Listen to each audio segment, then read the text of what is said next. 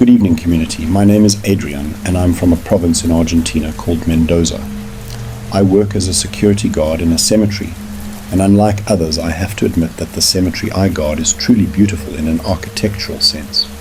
I know it sounds strange, but the tombs have quite striking designs, as if each mausoleum were a mini Gothic cathedral in itself. And besides, every headstone and decoration maintains the site's aesthetic and design. Unfortunately, not everything is so great. Due to the beauty of the place and the presence of some relatively valuable materials, like marble and granite slabs, some delinquents dedicate themselves to stealing them at night to sell them.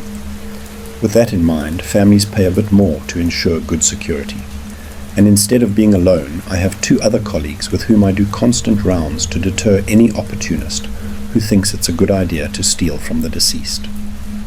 I've been at this job for 3 years now, and well, although I was quite uneasy at first, over time I felt calmer. I convinced myself that those rumors about cemeteries being full of ghosts were just that. Myths. I didn't know how wrong I was. It was late April last year, and I was walking down one of the long paths of the cemetery with mausoleums 2 or 3 meters tall to my right and left. Each one was about 5 or 6 meters deep. I was looking ahead, shining my flashlight into the corners and any space where someone could hide. The night was cold, silent. The only sound was the breeze blowing between the mausoleum walls, and suddenly a sharp thud broke the peace of the place. I froze instantly and turned off my flashlight, sharpening my ears to figure out where that faint sound came from. There was quite a bit of moonlight, so I didn't really need the flashlight to see well several meters away. I couldn't make out any movement, but another small faint thud caught my attention. I immediately turned to the left and knew the sound was coming from a tall mausoleum about 10 meters in front of me. I walked slowly, radio in hand, ready to call for help from one of my colleagues or have them call the police in the worst-case scenario. I was very tense because I had confronted those thieves before, and while they usually weren't armed, they could get very aggressive. I stopped in front of the mausoleum with a knot in my throat and tried to peer inside through the black iron gate blocking the entrance, but it was impossible. The roof cast a shadow and the moonlight didn't illuminate anything inside. I heard another soft thud and assumed whoever was there hadn't noticed my presence. I took my flashlight and mustered my courage. "What are you doing here?" "Stop!" My shout must have echoed through the entire cemetery because I said it with all my strength. It was as if I exploded, as if with that shout I released all the fear and tension that were gripping me. Any distracted person would have jumped in fright upon hearing me and seeing a yellow light suddenly shining on them. But that tall, dark entity standing at the back of the mausoleum with its head lowered and forehead resting against a marble slab didn't even turn to look at me in that moment. Before that, it gave one more thud against the slab with its forehead while I watched, mouth agape, frozen in panic, unable to respond to my colleagues' calls asking what had happened, as they heard me shouting from afar. Every nerve in my body made it clear that what was in front of me wasn't a person. I stood frozen as it slowly turned toward me. My flashlight trembled in my hands as the figure took slow steps toward the exit and gripped the iron gate tightly with pale, decrepit hands, as if it were a prisoner inside that mausoleum. It held my gaze. I couldn't focus and couldn't make out any feature other than its hands. That entity managed to make me lose my self-control. I felt my legs melting and my arms tensing from the shock, and suddenly it spoke. "Open." The voice of that being is hard to describe. It was rough, deep, as if it spoke from its stomach instead of its throat. I can't explain it clearly, but I know what I felt. The deepest, most intense terror I've ever experienced. I dropped everything in my hands, flashlight and radio, and ran and kept running like a madman until I reached the western entrance of the cemetery. One of my colleagues was there and tried to calm me, though it was useless. For the next hour, I was trembling with fear inside the guard booth, and even vomited when no one saw me. When I finally managed to calm down, my two colleagues were gathered and asked me again what had happened.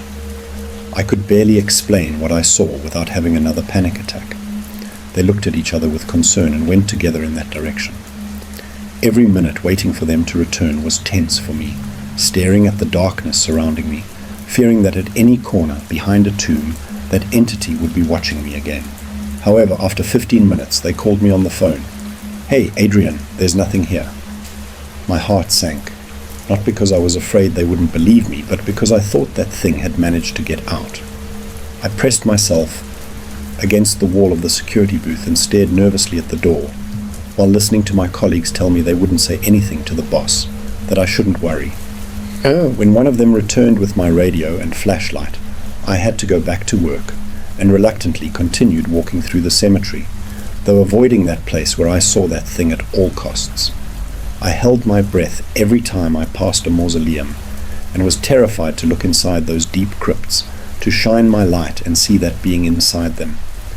I wanted to convince myself that everything was resolved, that it wouldn't happen again. But when I heard a faint thud several meters behind me, I ran like a madman again until I reached the eastern gate where my post was. I didn't move from there until dawn. Without a doubt, it was the longest night I've ever spent at that job. The next day, I talked to my girlfriend about it, and she convinced me it could have been an elaborate prank by my colleagues. They had never acted like that before. They were two older men, quite serious and mature, so it was hard for me to believe they were capable of it. However, after asking them, they confessed that the second thud I heard was indeed one of them. I wanted to punch them both, but at the same time I felt very relieved. So I asked them how they managed to get someone inside a mausoleum, which one of them it was, and they both fell silent before responding very seriously. "Adrian, we didn't do that." I got quite upset and insisted that if they had already confessed to the other part, they could tell me it was all they're doing and end the prank there. But no. They both swore on their daughters and grandchildren that they hadn't planned that when they arrived they found my radio and flashlight on the ground among several empty mausoleums. They checked them all but didn't see anything strange. So they thought I had imagined it, that I got spooked, that after 2 years my imagination had finally betrayed me.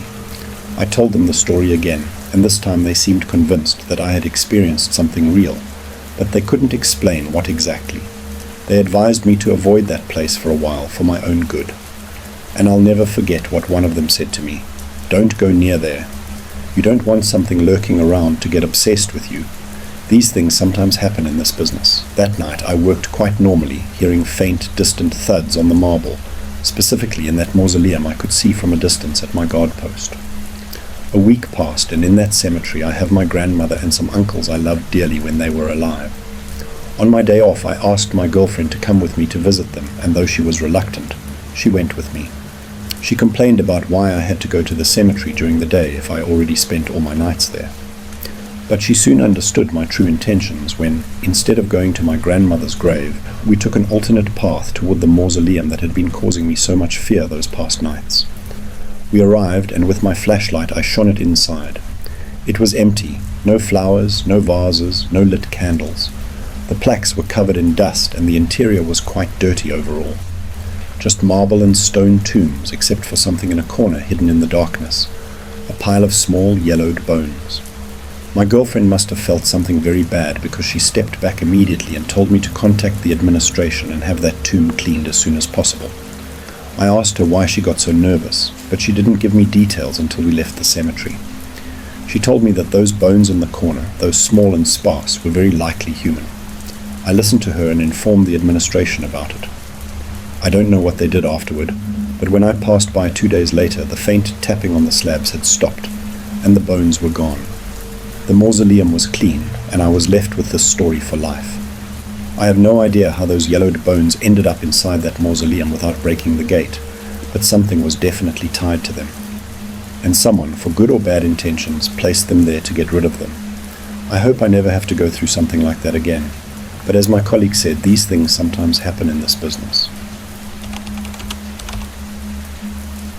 Good evening, my name is Alexandra, and I'm a tomb and headstone restorer. I know it's not a very well-known job in cemeteries because most people think there are only grave diggers and watchmen here, but there are also those of us who take care of the headstones and mausoleums.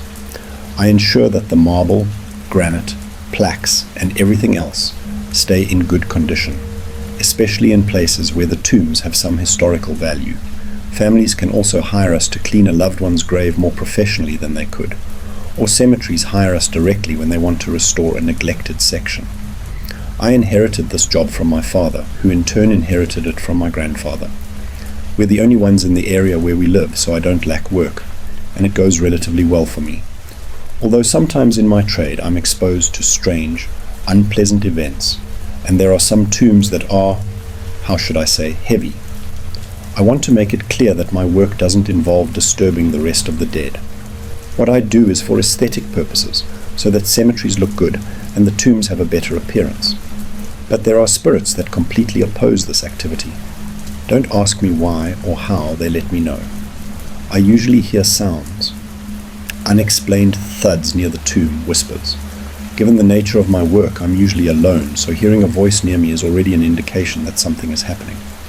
Also, a lot of cockroaches and flies start appearing, and yes, I know it might seem normal when you're cleaning a place like that, but the truth is you notice when something else is attracting them to bother you. At first, those situations made me very nervous, and my father had to handle them. But little by little, I lost the fear, and he explained to me that sometimes it helped to talk a bit with the deceased. I didn't understand until one day he took me to a particularly heavy tomb, where I even felt someone pulling my hair. During that entire hour, he was polishing and restoring the broken parts of that stone tomb. He kept telling the deceased that everything was fine, that their family had paid to make their tomb look nice, that there was nothing wrong with what we were doing, and not to worry. Then he started talking about his grandchildren and children, sharing the latest news, and I was astonished to see that during the hours we were there, the place felt very peaceful. I started applying the same tactic, and sometimes it works better, or worse, but it definitely helps, except for one occasion. Undoubtedly the most complicated job I've ever encountered. I won't say his name for obvious reasons, but I'll call him Mr. Martinez. It so happens that Mr. Martinez wasn't buried in a conventional tomb, but rather in a mausoleum that his family had enough money to afford. It was quite a beautiful one in a large cemetery. The family didn't want to be pessimistic, but the grandmother was already 97 years old. And, well, nature eventually takes its course, and sometimes you have to be prepared. They wanted the mausoleum to be in excellent condition in case it had to receive her. They explained that for now only her deceased husband, Mr. Martinez, was inside. I accepted the job, they gave me the keys, and I went straight to the cemetery. It was already 2 p.m. I thought that since it was such a large tomb, it was better to start right away. I arrived around 3:30. The mausoleum was at the end of a very beautiful cobblestone path with lovely tombs and striking architecture with columns and arches, like something Greek or Roman. I'm not an architecture expert, but I can recognize that it was a beautiful building, at least structurally. The reality is that when I approached, I started noticing the most obvious signs of neglect. Wilted grass and a lot of weeds around, unpolished wooden doors and moss accumulating between the stones. How long had it been since they cleaned that place? It was implied that I would also do gardening and exterior maintenance, but I never expected to find everything so deteriorated since the cemetery was supposed to handle basic upkeep. I went back to the administration office and only got evasive answers. They couldn't explain why the gardening and cleaning staff always avoided that place. I soon found out why. I walked back down that path with all my work materials, brooms, cleaning products, garbage bags. I opened the mausoleum door with a mask on, and God knows it wasn't intentional or meant to be dramatic. It was mid-July at 4 p.m, and it was hot, but as soon as I managed to get those rusty hinges to give, I felt a blast of cold air hit me, taking my breath away and making me stagger. I recovered quickly, though I didn't understand why it was so cold inside. I tried to turn on the light because in theory the mausoleum was connected to the cemetery's electrical grid, but I wasn't surprised when it didn't work. Another thing to complain about to the administration, but I resigned myself to doing it the next day. I took my phone, turned on the flashlight, and it was awful. Dust and cobwebs like I'd never seen in my life. The mausoleum was about 15 meters deep and 9 meters wide. It even had stone benches for visitors to sit on and vases for flowers, but saying things were in terrible condition would be an understatement. The vases were broken on the floor, and the ceiling lights were torn out, barely hanging by a wire. That explained the lack of light. At the far end I could make out what I assume were once flowers, and in the center of the mausoleum a marble niche. It took me about an hour to make my way through all the cobwebs, careful not to get bitten by anything, and I confirmed the identity of the mausoleum's only occupant, Antonio Martinez, beloved husband, father and brother. The bronze and silver plaque had a very beautiful engraving, though the epitaph was brief and lacked sentiment. The photo, on the other hand, somehow showed the character of my client. Cold, serious, expressionless. I placed my hand on the marble plaque, and suddenly I felt what I can only describe as a jolt of electricity, from my heels to the base of my neck, as if someone had stuck an electric cable to my back. I let go of the marble plaque and quickly turned toward the mausoleum's entrance. Hidden behind the door, with only their head and hand peeking out, I saw someone watching me, though they were backlit, and I couldn't make out who it was. I called out, thinking it might be an employee or a visitor, but when I stepped outside, no one was there. At that moment I sighed and just asked God that this wouldn't be one of those heavy jobs. I finished opening the doors to let in as much sunlight as possible, and since I was running out of time, I started sweeping the dust and broken vases. I collected them in the bags, and by the time I finished, it was already 6 p.m. A guard shouted, without approaching the mausoleum, that they were clearing out the visitors. I locked the mausoleum and went home. I returned early the next morning with lanterns to properly light the place and informed the family they'd need to hire an electrician. I was determined to leave that place spotless since they had paid me well. I even brought oil, so opening and closing the doors wouldn't be such a heavy task. It's funny, but the first bad sign of that long, torturous day was that, even with oil, the door hinges resisted. I'd even say they resisted more than the day before, and the state of the mausoleum's interior, for my horror, someone or something had covered the floor in dust and dirt again, just as I'd found it the day before. My heart sank, and I nodded slowly, accepting that this job was going to be more complicated than it should have been. However, I still had a solution. I started talking to Mr. Martinez as my father had taught me. I told him I wanted to clean his mausoleum because his family wanted to visit again, that I was just a guest, and so on. While I was sweeping up the mess again and starting to assess the most deteriorated areas, I thought he was being receptive because for a couple of hours I had no issues.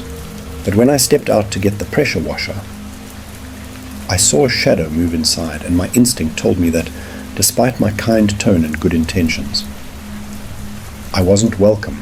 The door hinges creaked and a deep guttural whisper echoed through that long mausoleum. I won't lie, I didn't understand what it said, but I know they weren't kind words. I seriously reconsidered whether to continue with that job or not, but I was already there, and at the very least, I'd do all the gardening work possible. I started mowing the grass, watering it, pulling weeds, and everything needed to restore the garden, while ignoring the whispers and thuds inside the mausoleum. I was thankful it didn't have any windows, because I'm sure I would have seen someone staring at me from inside more than once. The atmosphere was tense. I felt it with every step I took. Something inside me told me so. By around 4 p.m., I was finishing up.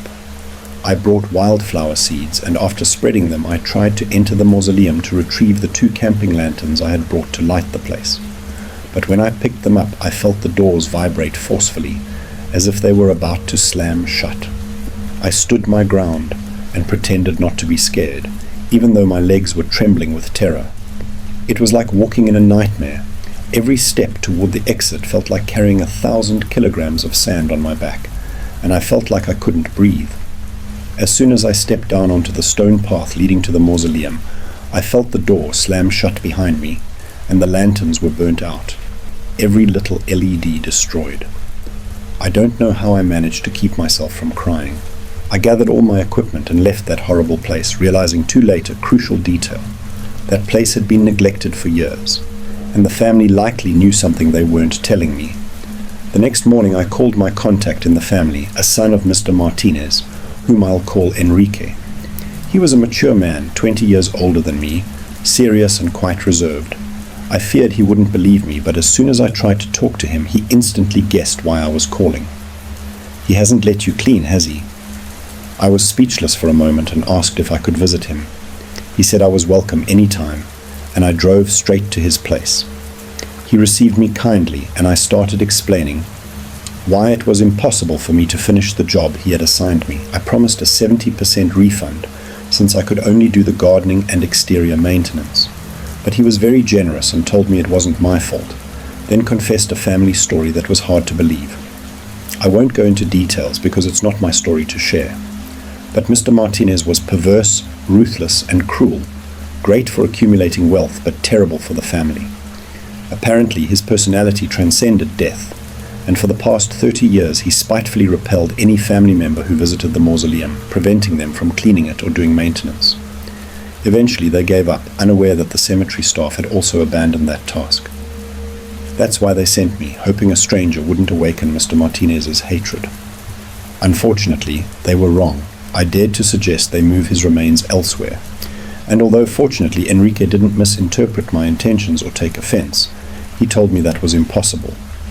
Mr. Martinez was attached to that place, and removing him might cause him to return to the family home or pursue a family member. The best thing was to leave him there, let him rest in peace, alone as he always wanted. As for them, they would find another place for their loved one's remains when the time came. We parted with a bittersweet feeling. Undoubtedly the darkest job I've ever had to undertake, and the first one I had to abandon. I hope this scenario never repeats itself because of the sense of threat I experienced there, which will mark the rest of my life. Let's continue. Hello, my name is Julio, and I'm a watchman at a cemetery in the state of Chiapas. I prefer not to say exactly where to avoid this story, attracting curious people who might disturb the peace of the deceased. And mine, of course. I've been working here for about 10 years, and honestly, it's a pretty calm and relaxing job. Many people believe that cemeteries are full of supernatural events related to the remains of those resting here. And while I can't deny that sometimes what I like to call restless spirits show up, it's nowhere near as common or long-lasting as people think. The few times it has happened, the souls of the deceased barely make themselves noticed. They usually calm down over the months, and the paranormal activity fades little by little. Of course, I'm speaking from my personal experience. However, I can't deny that strange things happen in cemeteries, and that's where my story comes in. About 7 or 6 years ago, a flock of crows started settling in the cemetery.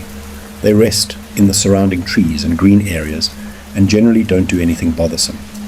In fact, I've noticed they eat the pests that sneak into the cemetery, like cockroaches and even rats.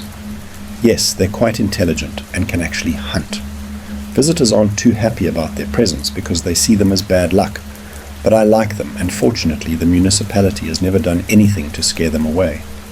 While doing my rounds at night, making sure no one had climbed the perimeter wall and was inside the cemetery, I could see them out of the corner of my eye, perched on crosses, headstones and mausoleums, their shiny eyes fixed on me. They're just crows. Or so I thought. The first time I heard them speak was one night, I think in December 2019. It was before the pandemic, I'm sure of that. It was cold that night, and I was bundled up in a rather thin jacket, so I wasn't doing too well. Around 2 a.m., I went to continue my rounds on the western end of the cemetery, and the crows were around nearby. I could hear their caws, and at one point, after I sneezed, I clearly heard a voice to my left, "Merry Christmas." I freaked out, assuming someone had snuck in and was right next to me. I jumped and shone my flashlight at the tomb beside me. There was no one, but I noticed a crow perched on the cross, staring at me intently. It let out a loud caw, and a moment later a shrill voice came from it. "Merry Christmas!" explaining the level of horror I felt seeing and hearing that is impossible. My soul left my body, and I think I've never lost it like that in my life. I ran as fast as I could, terrified by what I had just experienced. So fast I felt like I was floating until I reached the entrance. I locked myself in the guard booth, looking outside in terror while searching on my phone for a logical explanation for what I had just gone through. After a quick internet search, I found that crows can learn to speak, or rather they can learn to mimic sounds, words, and short phrases.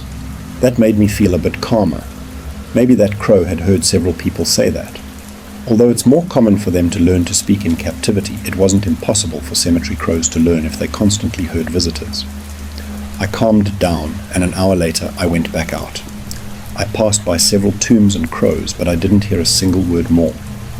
Weeks later, around 8 p.m, when my shift started, I stayed talking with the afternoon shift guard and told him what had happened. He laughed because he didn't know that could happen. That night was cold again, and I was doing my last round to clear out any lingering visitors. There was fog, and as always, the crows appeared little by little. The fog didn't let me see well, but my flashlight was powerful. However, that evening I felt something strange, like fear. I was uneasy with a deep feeling that something was about to happen. I heard the flapping of a bird landing on one of the tombs. So cold. Once again, one of those crows was talking. I stood my ground to avoid running and stared at it closely, trying to identify any feature that might tell me if it was the same crow as last time. Meanwhile, it stared back at me, tilting its head every so often. I sighed, realizing it was just an animal, and jokingly replied, "Yeah, so cold." I started getting nervous and continued walking down the path, trying to ignore everything the crow was cawing as I moved away. There was no one left in the cemetery, and although I had convinced myself they were just animals that had learned to mimic human expressions, I started feeling nervous when I had to do rounds. That same night, around 1 a.m., I left the guard booth and walked down one of the paths, looking between the tombs, hearing caws and flapping in the distance, as always. And then another crow speaking, this time on a mausoleum. I'm sorry, Sophia." It's hard to describe how tense that moment made me and the anxiety I felt when I saw the crow with its shiny eyes fixed on me again. I walked faster, and a couple of minutes later it happened again. "Don't leave me, don't leave me." A crow on a tomb repeated the same plea. I remembered what I had read online and understood that these were words they had been hearing. They had been learning all this from someone. But who? Who spent so much time in the cemetery to teach the crows such a wide range of words and expressions? The answer to my question came a few days later. I had arrived early one afternoon and stayed at the entrance talking with a colleague who did engravings, whom I'll call David. At one point, a lingering family was leaving, 2 young men accompanied by a grandmother moving slowly with a black veil. That was a fairly common sight, and I didn't pay much attention until I overheard their conversation in passing. "Do you want to eat something, Grandma Sophia?" "Whatever you want." One of the young men, I assume her grandson, was trying to cheer her up with food, though she didn't seem to pay him any mind. I, however, stared at them in some astonishment, clearly remembering what I had heard the crows say a few days earlier. David noticed and asked me what was wrong. I told him everything in detail, and he confirmed that the mausoleum where I saw the crow shouting, "I'm sorry, Sophia," belonged to that family. Although the first family member buried there was the husband of that woman. It was very recent, which is why the lady went every day, though I never saw her because they usually left earlier. I stayed alone for a while, thinking about what I had just heard. I went out to do my rounds as usual and heard the crows cawing in the distance. Random words. "I like it," "Merry Christmas," "dark." It became clear what was happening, and I confirmed it when I heard a crow caw on the mausoleum. "I'm sorry, Sophia." The crows weren't monsters or demons. They were just very intelligent animals repeating what they heard. Words from beyond that humans rarely get to hear. Their caws enthusiastically repeat what the spirits cry out from the grave, their laments, their wishes, the feelings of sadness, loneliness, or regret of many, and even the jokes and mockery of others. In the afternoons and mornings the crows stay silent, probably because they don't hear the voices of the deceased, so I understand they only respond to those voices. During the last half of the decade I've worked here, I've gotten used to hearing them say all sorts of things. They never talk about me or refer to me, except for one time. In mid-February last year it was freezing, and I made the mistake of not bundling up properly again. I passed by a fairly recent tomb, and a crow cawed nearby. "Bundle up, bundle up." That was too much of a coincidence, and I don't believe in coincidences. Someone was watching me, and the crow served as a bridge between us. I never forgot my jacket again when it was cold. Without a doubt, they are very intelligent and mysterious animals, capable of seeing, hearing, and feeling things I can't. That has allowed me to know that despite the calm that fills a cemetery at night, the reality is different. At all times there are people crying, people talking, and people who, even if only for a brief time, are there in the cemetery watching me pass by while I stand guard. Thanks for reading. Let's continue. I'm a gardener at a cemetery, and my job consists of keeping the common areas clear of weeds, ensuring the grass is always short, and making sure the flowers decorating the paths are in good shape. That is, when visitors don't pull them up to place on their loved ones' graves. Anyway, I spend more time replanting flowers than tending to them, and in the fall all I do is rake leaves, part of the job. My family moved to the United States when I was about 5 years old, around 2008, and since then we've lived in Vermont. I don't want to give my exact address, but it's a very beautiful, fairly isolated town surrounded by forests and all that.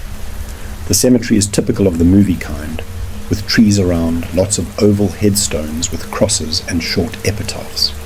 Far from being a scary place, it feels like a park with wide areas for families to gather.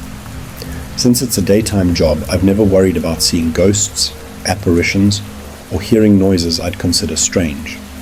Or rather, my ignorance led me to overlook the mysterious things I saw and assume that what I observed in the distance was just another visitor. But I was wrong. I spent hours thinking about how to tell this story, and I think the best way is to start from the beginning. I turned 18 in 2021 and wanted to find a quick job to buy a new car, go out with my girlfriend, and all that. When I heard there was an opening as a gardening assistant at the cemetery on the outskirts, I went there immediately, praying no one would take the job from me. To my surprise, superstitions kept others from applying, and I was selected almost instantly. It was the height of summer, and I was excited. An old gardener named Harold taught me what he knew. He was very quiet, but helped me and was kind. I had nothing to complain about.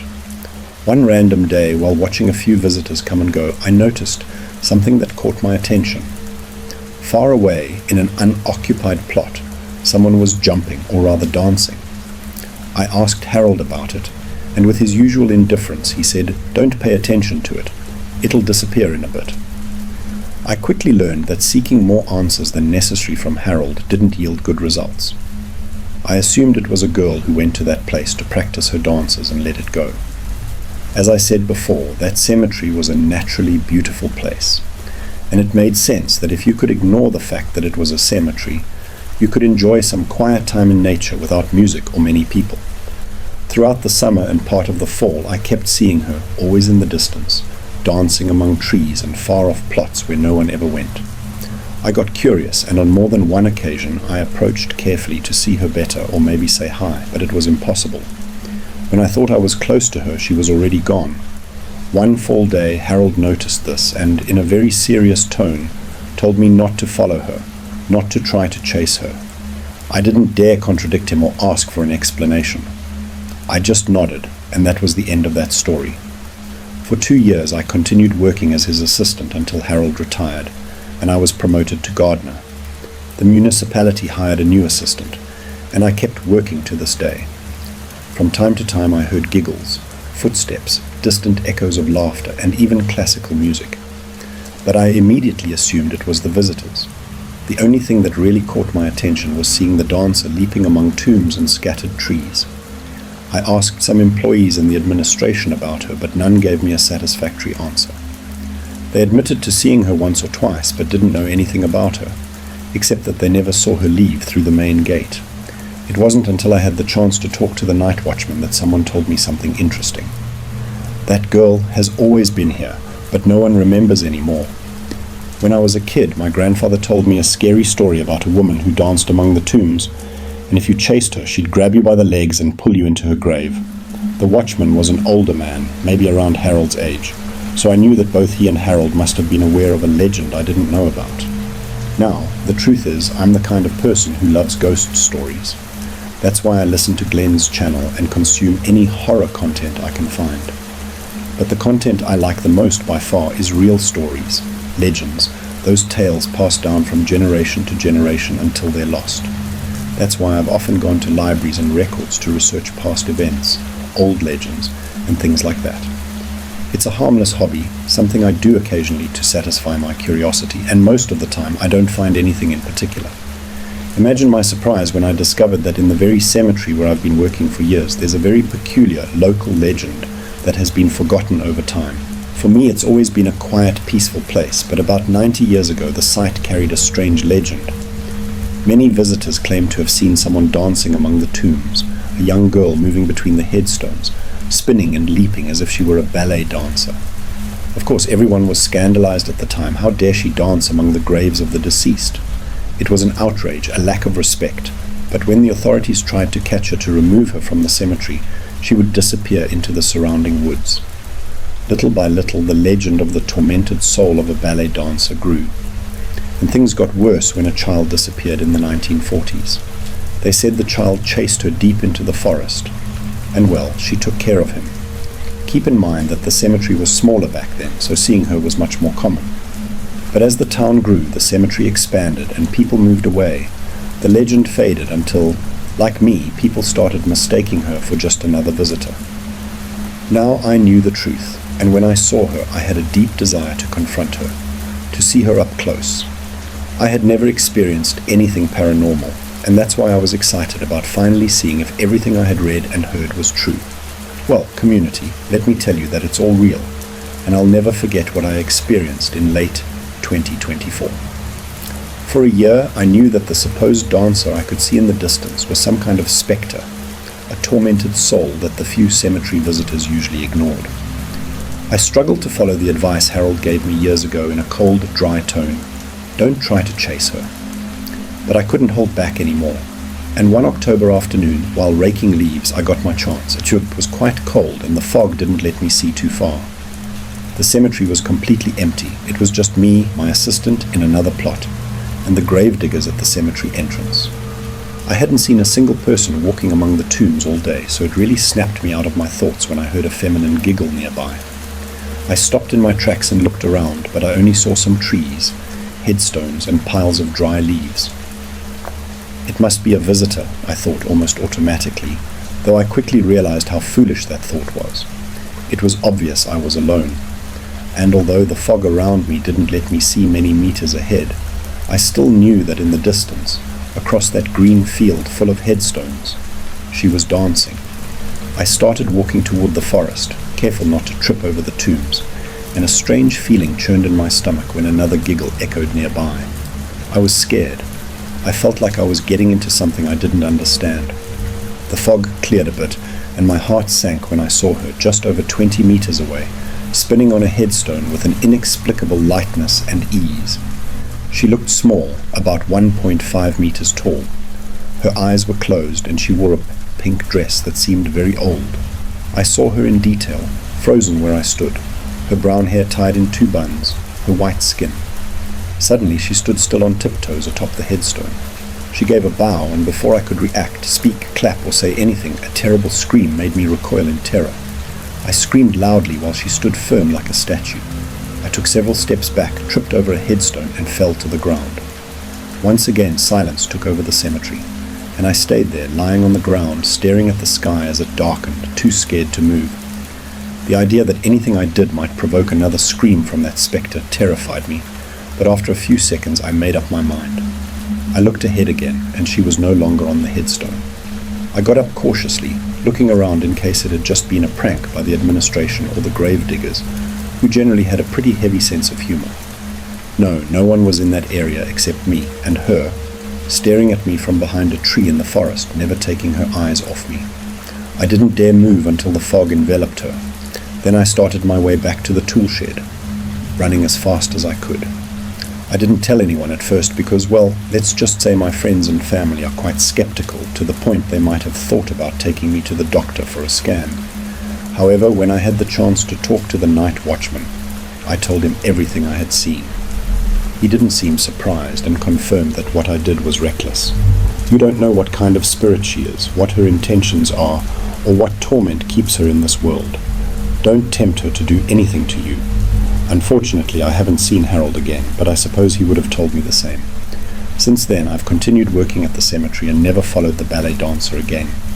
I haven't spread the story around town either, and this is the first time I'm telling it. I tried to investigate more to find out the identity of that girl and her story, but there was no way.